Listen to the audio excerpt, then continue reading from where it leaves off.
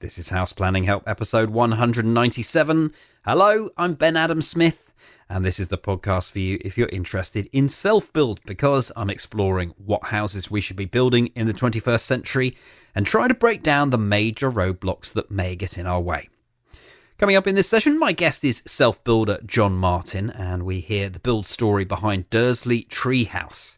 This is all about constraints, overcoming challenges, definitely, and persistence, just making it through. And I think the cherry on the cake for me is when you set out to be ecologically sound, it's not as easy as you think. And I reckon that Jon and Noreen, his other half, have just done a fantastic job here. So we'll hear in a moment. Talking about projects, I have some news on my own project. This is a milestone. You have a number of them, don't you, as you go through? Well, we have a start date for the construction of my passive house. Whoa, yes. It's only taken 5 years to get to this point. On the 2nd of January 2018 is when everything kicks into place. Although, having actually just hired the contractor, I think the very next day or a couple of days afterwards, they were ready to start preparing the site. So that caught me a little bit by surprise, because I've had this piece of land for about a year and could have strolled on there and taken some nice photos at any opportunity. And I'm thinking, well, hold on, this is my last chance before everything really kicks off. So very exciting. And I'm well aware, actually, I haven't told you much of the story, probably since technical design. I don't think we quite got to the end of how we did that. Certainly haven't talked about the tender process. Oh, that is something interesting to come. And then the other side of that, the value engineering and hiring a contractor. All of that to come in the next few podcasts. So very exciting. Today, we chat to Jon Martin, as I mentioned, and he tells it as it is. This is what's very good about our chat. There's a lot to take away. I think you're going to like this one. I started by asking Jon when he first thought of building his own home. I think most people have always wanted to build their own house, so it's something that's simmering away in the background. But I guess we were living in an old Edwardian house. It was beautiful, loved it, but it took a lot of looking after, a lot of upkeep. And I'd come to the conclusion, or we'd come to the conclusion, after about 10 years of every summer holiday, every Easter holiday, every spare minute we had, I was repairing or doing something. I thought, there's got to be an easier way. So we started looking probably about, I suppose, 6 years ago now, perhaps 7 years ago. But that was the final thing. 10 years of looking after an Edwardian house was enough for me at my age. How easy is it to find plots in this area? It's pretty difficult. I mean, we've always lived in the town centre. We like living in the town centre. I think it's part of being green, personally. That's just my point of view. It's part of your carbon footprint. There's been office blocks built that are wonderful high-tech bits of kit just out of town. But when you add up the cost of the fuel for all the staff to get to and from, it's very significant. I only do, even for my work, I'm very lucky. I'm lucky to be in this situation, but I only do 3,500 miles a year. So my overall costs for fuel, for energy are low. And that's something we wanted to keep to a minimum. So we looked for a plot in the town centre. But we were lucky. The gods smiled on us, and we found this one after not too long, about 8 or 9 months looking. So, yeah. I've been marvelling at it for the last couple of hours. I arrived a little bit early. I've been working in a cafe just across the road. You really are. It doesn't get much more central than this, yet the finished building somehow disguises the fact that you're right in the middle of the town. So well done to you. But I know it was not without story. So perhaps we can just describe what we were looking at first of all. Yes, well, the plot itself is actually the remnants of a very large formerly planted garden that had large formerly planted trees dating back to about 1800. It was the bank manager's garden, what was, I don't know, there was always the Nat West, but when we dealt with them, it was the Nat West, which were taken over by RBS. And when RBS, 7 or 8 years ago, were in difficulties, they started selling all their assets, part of which was the garden for the Dursley Nat West. So that's when it came up for sale. It had been up for sale for about 18 months until we bought it. Various other people had tried to get planning permission to put things on it, but they were always turned down. So we knew it was going to be difficult from the onset. But we always wanted to preserve what was there. That was our prime incentive. Having always lived in the town, we didn't want to just come in and butcher the area. We wanted to tread lightly, look after it. So this is interesting. Planning permission, not a given. What came first? Did you take the risk of buying it, or did you try and get planning permission and then buy it afterwards? Yes, I think naive enthusiasm took over, to be honest. Which is helpful sometimes. The self-builder's best resource, naive enthusiasm, and then you find you've just got to keep going. So, yes, I would not do it again, I don't think. We took a huge risk. We bought it without planning permission, actually having been told by the local council we wouldn't get planning permission. Oh, yes, that could have been a very different story. Wow. Yeah. I mean, somebody said to us, what's the worst that could happen? And, well, the worst that could happen is we would have spent, well, by the time we'd got to it, the plot itself came in at 85,000, but we'd spent nearly 20,000 on surveys before we got to the point where we could purchase it. So we were £105,000 down, all borrowed, and we'd basically spent that much money on what was probably only worth £15,000 as a garden. So it was either a very reasonably priced building plot or an incredibly expensive garden. So let's fast forward for a second. We've got the house here. Does the plot economics work out now? You took that huge risk in this area. Does it all stack up for you now and you're winning, or not necessarily? Yeah, I mean, it definitely stacks up. It definitely stacks up. I mean, I think we didn't buy it to make a profit, to put lots of houses. We bought it just to have a light footprint and just put our house and live where we always wanted to live. So yes, financially it does stack up now. We were very lucky, but it's not like we could one day level it, because we've got 28 listed trees on site. So that's what's restricting it and restricted this build. But financially, yes. I mean, this is like everywhere these days. Property and land has gone up, and in that time, I'm sure we're on the right side of it. But I don't know what the house is worth, and I don't know whether we are, but I would imagine we are. I just say all of that because with the piece of land I bought, I thought I was doing it all carefully with the equation. As we've gone into the process, it's got trickier and trickier. So same sort of thing. Yeah. This piece of land, very well located, all these beautiful trees. What made you think you could build that house that treads lightly, or was that part of this research and all of these surveys that went on? Well, as I say, I've always grown up here. I went to school just the other side of the brick wall at the bottom of the plot. I went to church the other side of the other wall. Did any of this help in your case? Well, I think it helped in that when I went to the local town council and when I spoke to my neighbours, I already knew them.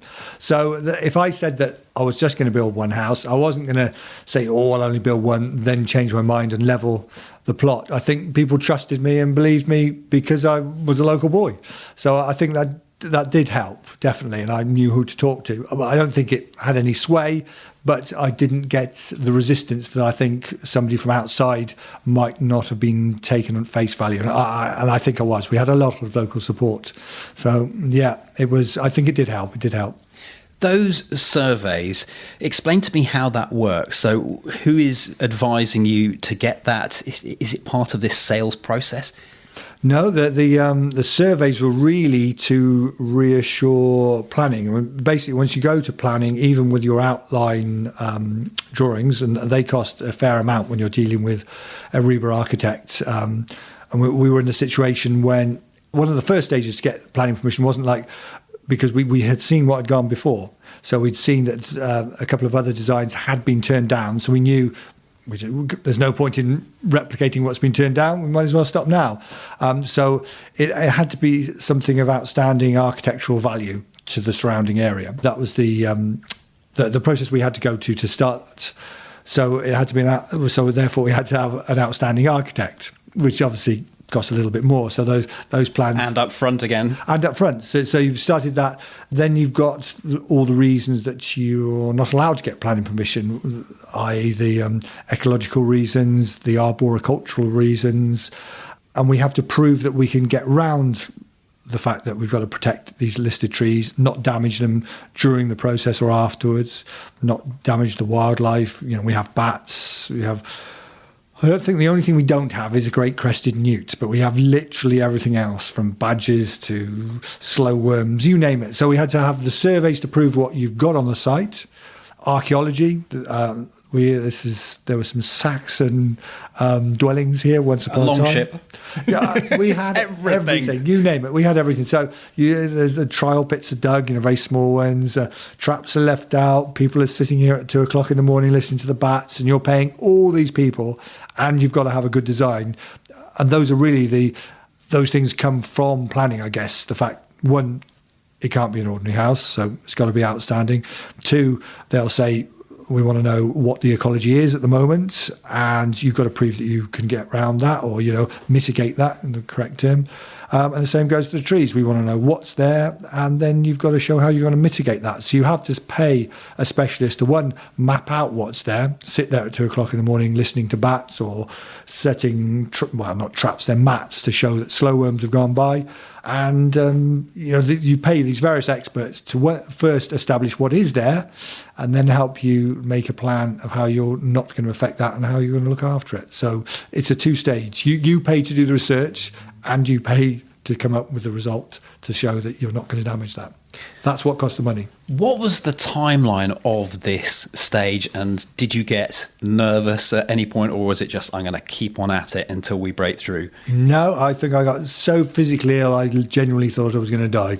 But I'm not exaggerating at all. We don't have a great deal of money. I'm a plumber. I plod along earning a living, and that's it. I've lived here all my life, and our house had gone up in value, as everybody's had, and I was using what was left in that house to build my next house. So it wasn't like I had a great pot of money to draw on. So, literally, Noreen came down with labyrinthitis, trouble with the inner ear, where you can't even stand up, and it just comes on like that. One morning you're fine, the next you literally can't stand up. That was when our planning permission was actually turned down for the first time. So we both literally made ourselves ill, and that is why I would always err on the side of caution. And if I'm honest, I probably wouldn't take that risk again. If I'm honest, I'd spent the money and I was throwing potentially good money after bad, but buying something without planning permission is a huge risk, unless you have a huge amount of money, which we certainly didn't. So having gone through all of this, what was the next step? When did you see that green light and think, this is going to happen one way or another? Well, as I was saying earlier, we'd done all this work, spent all this money, we'd sold our house, we'd moved into a rented accommodation, we were paying loads in rent, we had £120,000 less than we started with. We went to planning, and after all our work, it was turned down. So we were even more ill than we thought you can possibly imagine. So then we had to go to appeal. So that goes to appeal at the local council. So all the elected representatives, this isn't the parish, this is the district council. So this is the big guys now. We went to the planning department there with a scale model, topographic sort of format, so you could actually see the scale. Every single tree was located on this. We had the works. But what we also had at this stage, coming back to having grown up here and genuinely setting out to look after an area which I truly love, and I've lived here all my life, we had the support of the church that were next door. We had the support of all the parish council, unequivocally. This is a disused piece of land that had nothing but broken glass and people drinking and whatever else on it. So it was a much abused piece of land. So we had the parish council to support us. We had the local church, and we had various people, not that we drummed up on ourselves, but we had various people saying, something needs to be done with this piece of land. It's an eyesore. So we went to this appeal with that, and to cut a very long story short, it went through unanimously, and there was even a bit of an inquiry into why it hadn't gone through in the first place. And the local council said it shouldn't just be allowed through. When it got to the higher levels, it should be shown as an exemplar demonstration of what you can do in a town centre without damaging it and enhancing the local town centre. And we were discussing that earlier. We were actually only last month awarded the CPRE, Campaign for the Protection of Rural England award, for a house that does just that, looks after the local environment and treads very lightly. There was no concrete used throughout the build, so actually enhances, which is a very, very rare thing to have that I don't know of another house they've awarded that to. And I think in my limited knowledge of appeals, it's also quite finalised once you've gone through the appeal. You can't then say, oh, well, go out, we'll tweak the design. So all credit to you. I'm sure you're keen to move off this horrible planning story, but well done. You got that green light. Yep. Did you really think you could pull it off now? Now it's real. Now there is money that needs to go into designing this so carefully. As you said, you are going to be taking care because you know what's at stake beneath you. Is that then the next concern? Yes, well, we'd done all the research. We'd had all the surveys. It was really going out to tender now and getting a structural engineer that was confident enough to take on raising a house quite significantly high into the air, delicately amongst all these trees.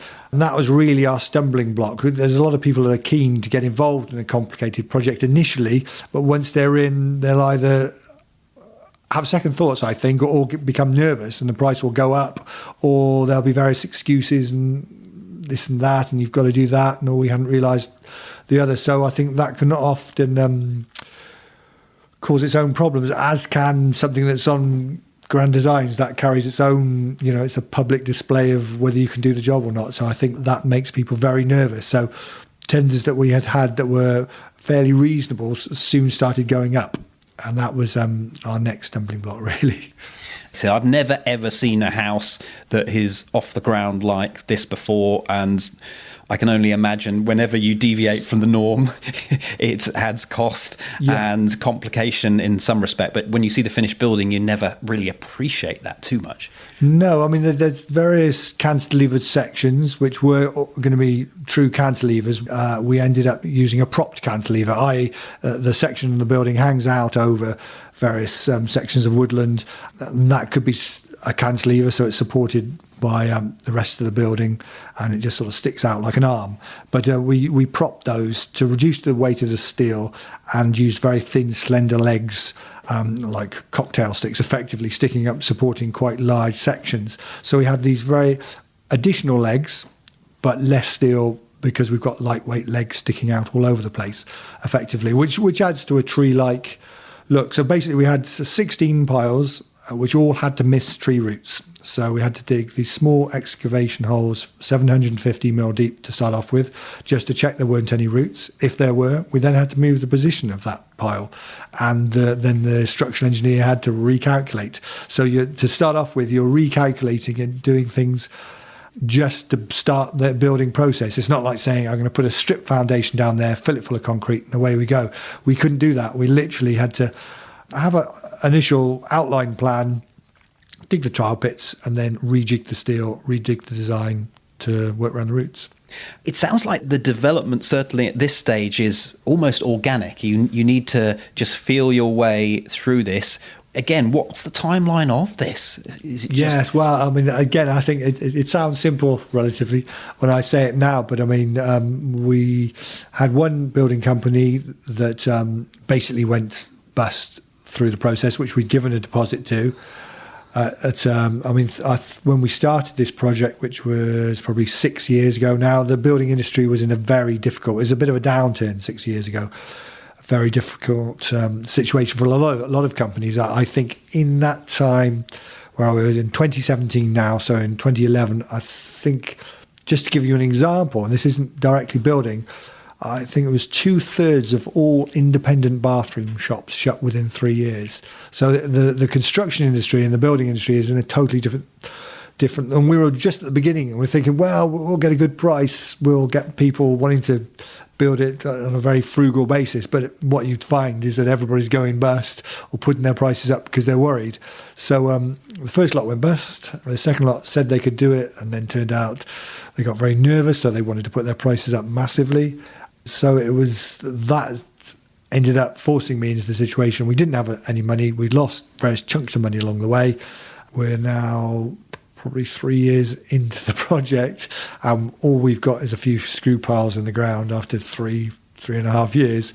Living on site, I had to do it myself. I worked out the basis that I could afford to just about give up working for about a year, 18 months, and literally lift every single strip of wood off the lorry and chop it myself. So there was two of us, and that was the way we did it. But there was no other way to finish it, not in our financial circumstances. because we'd been working less anyway. If we went to the banks at that situation and said, can we have more money? We simply wouldn't have got it, because we couldn't show that our income was rising, or we could show that we were working less and less, earning less and less. So we had to finish it for that fixed sum. That was all we had. And you had the skills, or was it a case of learning a few things along the way, implementing it, doing a bit more, or was the actual structure, once we got up to this tree level, things were just a lot simpler? Because it's still a passive house. This is why I can't believe you managed to build a passive house on this budget. I can tell it was tough, but already, having had a walk around, it looks fantastic. So thank you very much. The passive thing was something I'd always been interested in. I thought it is a benchmark. It's a somewhat overused term. It's passive, so it's passive quality, or it's built to passive standards. It may be, and I'm not going to deride that. I think it's a step in the right direction, but I used it as a benchmark, and it is an absolute line in the sand. Everything from the air quality to the amount of noise that the MVHR doesn't make, the size of the ducts you have to use. It's the quality of air, the low amount of energy you use, and the quality of life that you have, i.e. the building's designed not only to keep warm but not to overheat. So I wanted that is an absolute benchmark. And you see lots of people saying it's built to passive standards, and it may be, but you then hear them saying, it's lovely glazing, but in summer it does get very hot. Whereas in a passive house, it shouldn't get over 25 degrees, I think, for more than, it's 10% or something. Yeah, I always think it's less than that. I think it's 2 or 3. So I think it's people like to get it down, but I think it's quite a high percentage. It's odd. Maybe I've got my I degrees wrong. I think it's 2 or 3 days in a year. That's all you're allowed to exceed 25 degrees. So we have overhangs to stop that happening. So the passive thing was basically to put that line in the sand. That was the standards we were going to adhere to. And initially it would be somebody else, but then it was ourselves. So we wouldn't cut corners. We wouldn't say, well, that'll do, or we'll stick another window in there because we like that view, or because there's percentage factors that's on the design of the building. You have a form factor with passive. One's very good. That would be a square box with it. So you've got the surface area compared to the internal volume is very good, i.e. there's not too much surface area, and 4 is about as bad as you can get. I think that is the outer limit of what passive house will put up with. The form factor on this, because it's cantilevered boxes, 3 different cantilevered boxes, is 3.4. So it's almost as bad as you can get to start off with. So everything has to be proportionally better to come in under the passive house benchmark sort of line. So that was a line in the sand we'd drawn. So whether we were going to use a contractor, so many people would have just given up and thought, let's just take the spec down. It's going to be too difficult. You never thought that? No, right from the outset, we had an energy consultant, which made all the difference. So, again, that's a few £1,000s, but the building is so even temperatured, so nice to live in now, doesn't overheat. Absolute beauty, and I use those words deliberately. Once you get to the end of April, beginning of May, that's all southerly, well, not all, but the majority of the southerly glazing, the sun does not cross the threshold. It never comes inside the building from beginning of May. As soon as you get to the end of September, it starts creeping in, and at this time of year, it's hitting the back wall, and the square of the main room is about 9.5 metres square. So it goes from nothing to night in the shadows. The sunshine moves 9.5 metres into the building. And it's those sorts of nuances. On a sunny day, it really does heat itself. It's incredibly pleasant to live in the winter, and on a sunny day in the summer, you can sit out on the balcony in the shade. And it's those sorts of details, the way that the building's set up, that you do have to pay for. You have to pay for that design. You will not work it out yourself, or not easily, unless it's a very simple shape. And I think it's money well spent, and I don't regret any of it. Is it a kit, or you mentioned all the timber coming to site? No, when I say timber coming to site, we had truckloads of CLS, which is Canadian Lumber Standard. That's what it stands for. We had the drawings from the architect with the structural engineer's drawings. We had a chop saw, which I paid £70 for from Screwfix, a bench which we screwed together out of some of that timber, some offcuts, and we chopped every single piece of timber and made every single stud wall. It's twin skinned to be passive. We've got 400mm of insulation with an inner and outer wall, totally separate, held together by ply webs every third stud. So there aren't any thermal bridges from the inside and the outside wall. Did I see that you use spray foam in some of this section? Now, that's something that some of the eco people get up in arms about. You weren't concerned about that, or was it a choice that you just... There are spray foams and there's spray foams. I mean, anybody that's bought a section of something like Celotex or Kingspan, it's wonderful stuff. And we had to use that in the roof, the flat sections, which we overlapped, so there are no joints. But to get a level of airtight, I'm going to put my neck on the block here, or head on the line, or whatever the expression is. To get a level of airtight using slabs of insulation, I would say, and I've spoken to a lot of people, because I'm a plumber, I'm in the trade, is near impossible. And I use those words deliberately, near impossible to build a passive house out of slabs like that. So a spray will give you a much better airtightness, which is key. Ours is 0.32, positive and negative, which is exceptional. But that took a lot of work to get, and a lot of design and a lot of taping. But the foam undoubtedly made a big contribution towards that. But also there's the off-gassing. I was very keen to not have the off-gassing, the formaldehyde that the slabs of insulation are made of, off-gases over decades. And if you cut a slab, you'd get that smell of formaldehyde coming out. But we used isonine, which was a Canadian product, which isocyanide, but it's open-celled, and that is the key difference. If you put water on the top of this foam, it will run through the whole length of the wall and drip out the bottom, a bit like the sponge in your bath, because it's open-celled. So within 2 days, all the off-gassing has taken place. Any smell has gone. There are a few nasty, shall we say, the same way as any slab insulation or any foam insulation has in it. But having said that, it's predominantly water-based and it's open-celled, so you lose the gases straight away. So it becomes, it's even used in hospitals for that very reason. So once it's been made, and it is a largely water-based product with a few other things in it, any of the gases have come out. Plus, if you get a rip in a membrane or some sort of damage, we got one rip in a membrane on one corner and we had a storm and the water drove into this small section, just a couple of square feet, but I could put my hand into it and it was sodden. I thought, oh no, this super lightweight passive house building is going to rot before my eyes. Within a week, it was bone dry. The water had wicked out as it's designed to do and dried. So of the open-celled material, you probably need almost twice the thickness that you would of a slab insulation, but it breathes, and it does truly breathe, but it is airtight even though it breathes. So I think you've got to go a long way to get a better product. We used a small amount of closed cell insulation around we've got 2 steel penetrations into the building. We used closed cell around those and a membrane to stop it sweating. But other than that, it's all open cell insulation, which will breathe. 3 years in was when you mentioned that you took this time out to get going on the build. So take us through the story of the next couple of years, how they unfolded. Did it go sort of speedily and then slow down? And well, once we got, it's such a long period, I've forgotten some of the details, but basically, once we got the piles in the ground, I'd never intended to build this because it is quite a technical building. We had another hiccup with one of the companies wanting to put their price up, which we just simply did not have. We couldn't get the money. So another year went by when we thought, what can we do? And in the end, I had to give up work because that was the only way. So we probably, I think it was 3.5 years from the start to the time when we started building.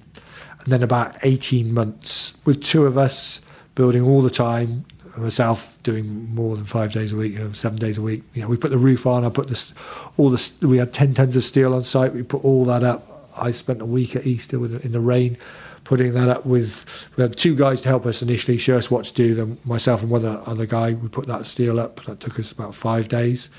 And then the rest took another 18 months to build. It wasn't finished when we moved in, as most people's houses aren't. We still had bedrooms to finish off, stud walls, but it was livable. So roughly 18 months, you could probably, if I was going to be totally honest, 2 years to get it finished. So, but 18 months to make it habitable to live in. You talked about the guys coming in to help you with the steels. Were there any other moments that it was not just you two Yes, yeah. I employed an electrician that I worked with because obviously that's something you have to, basically. I'm a plumber, so obviously I did all the plumbing. And we had a plasterer. So on those occasions we had an electrician and a plasterer to speed that up. But the actual putting the floors down, putting the walls up, putting the plaster up, that sort of thing, that was us. We had one other guy who helped us occasionally a few days now and again, but 90% of the build, it was just two of us. And I'd say we did 90% of it in 18 months. So it's not too bad on the scale of things. And every so often I bump into someone who I think absolutely hates their house, and I'm just not getting this at all. So did you actually enjoy this work? No. I think that's very observant of you, if I say it. And then so a lot of things that people won't admit. I've also been in the building trade for a long time, and I think hate is the right word, and very few people are brave enough to use that. I think you do get to a point and the point is when you move in, you absolutely hate it, and there's not many people who admit that. I love it now, and so you've got through it. You've had your counselling. I had your counselling, but you do. If it's as technical and difficult as something like this is, and you literally spend years, all you can see is the things that I've still got to finish that, I've still got to do that, if only I'd done this, if only I'd done that, I haven't got any money left, I haven't got any energy left, my marriage is hanging together, and that's why I think so many people do, and you don't hear them say that. And I've spoken to a lot of people in a similar situation. So I would say, don't believe it's happy, smiley places and you move in and it's singing and dancing. If you've got enough to pay somebody else to do all the jobs and you've still got some money left over, you may well have that feeling. But if you've done it yourself, I've never met anybody who has had that feeling. But a year on... The reasons why when I came to do my own building that I was very keen for the easiest approach. I'm fortunate that I have got funds to put in this. Yeah. All that said... It's still taken its toll in places. Yeah. So I have a lot of appreciation for you, but I know what you're saying. Yeah, it's only when you've been through it yourself, I think you can see it, because you sit there, you think, well, I'm being spoilt. I'm lucky enough to be in this situation to do this. How can I possibly even think that for a minute? But unfortunately, it really does rip your soul out. And I'm sounding over dramatic there, but having said that, a year on, I absolutely love it. I'm so pleased. I'm settled in the building. I feel very fortunate, very lucky. And I am fortunate and lucky, and I'm very grateful to have had the opportunity to do that. But there are extreme highs and extreme lows, and there are a lot of lows. They should not be overlooked.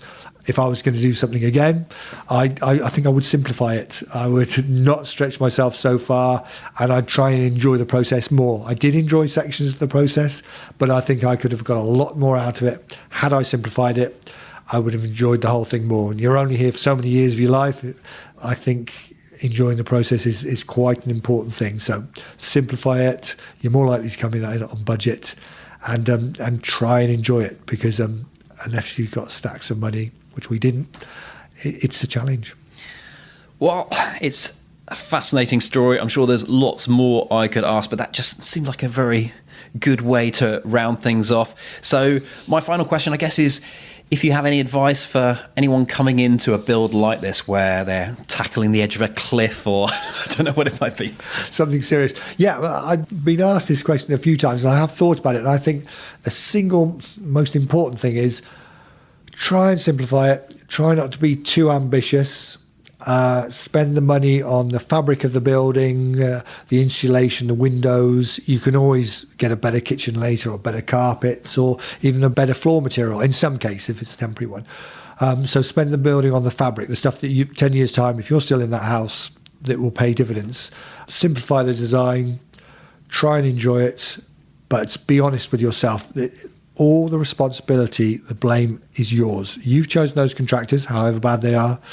You've decided to spend the money on that material, however bad or good it is. Everybody is there to take money from you. The buck stops with you. So as soon as something goes wrong, and it will go wrong, there's lots of things that went wrong for me. There's lots of things I did incorrectly that I would like to do differently again. Make a change. Change something further down the line. So if you've overspent £10,000 now, don't think, I'll try and claw that money back later on. You won't. It will only get worse. So make a decision now. I was going to spend £15,000 on the glass balustrading or the beautiful cladding.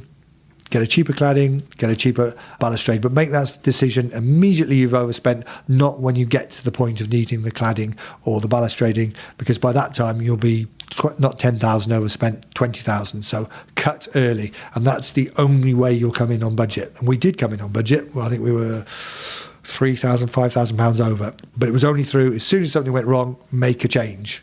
Be honest with yourself. You're not going to get it back again, unless you've got loads of money coming in, which we didn't. But and then you've got a luxury, and good luck to you. I envy you. But yeah, cut early and be honest with yourself. Jon, thank you very much. Thank you. It's been a pleasure. Head online to take a look at the show notes that accompany this session, houseplanninghelp.com/197. where you can review all the main information. We've created a summary for you. If you haven't seen this house, then you should have a look. The photos are wonderful. You'll probably end up thinking it's in the middle of a wood, not the middle of a town. It's a great location, actually. They've done so well. We'll link you across to Jon's website. I believe in the near future, if not right now, they're offering B&B, so perhaps you could end up staying with Jon and Noreen. houseplanninghelp.com/197. Let's finish up on a hub update, and we've added another video to the Buckinghamshire Passive House case study, as we do every month. So the roof is now complete. They're putting in the first door and the first window, and another, I think, 25 to follow after that. So it's in good shape. They're getting close to that point where the cellulose is going to be blown into the walls, and then the all-important air tightness test. And actually, in real time, because this has to be in slight delay so that we can get everything edited and so forth, they're pretty much moving in. It's complete. So exciting times at Buckinghamshire Passive House. If you're one of our hub members, go and check that out now. And if you're not, well, check this out instead. houseplanninghelp.com/join. That's where you can get all the details of what the hub's about. We have our progress calls. Those are the monthly community calls that I host. And we try and just resolve any issues we're facing. The reason I set up the hub was because I was feeling that there is a lack of support out there, particularly when you don't know where to turn. We're not going to tell you what to build. You build what you like. We'll try and give you some positive input if we can. The courses, for example, just try to tie together a lot of the information that we've absorbed through the last 200 interviews that we've had on the podcast and various other videos and bits and pieces. We try and lay it out step by step. And then the community forum, that's where you can go and mingle and chat to other self-builders, keep a track of your own project. We have progress logs in there too. So yeah, all of that stuff, houseplanninghelp.com/join. Next time, interior designer Emily Bisley is my guest. And we're looking at interior design, yes, of course, but from an interesting point of view. Where does the interior meet the exterior? Because Emily's married to an architect, Graham, and I think Dundon Passive House, it just gets this right. Spot on. It's one of my favourite buildings. So heading back there next time. Thank you so much for listening. The House Planning Help podcast is produced by Regen Media, content that matters.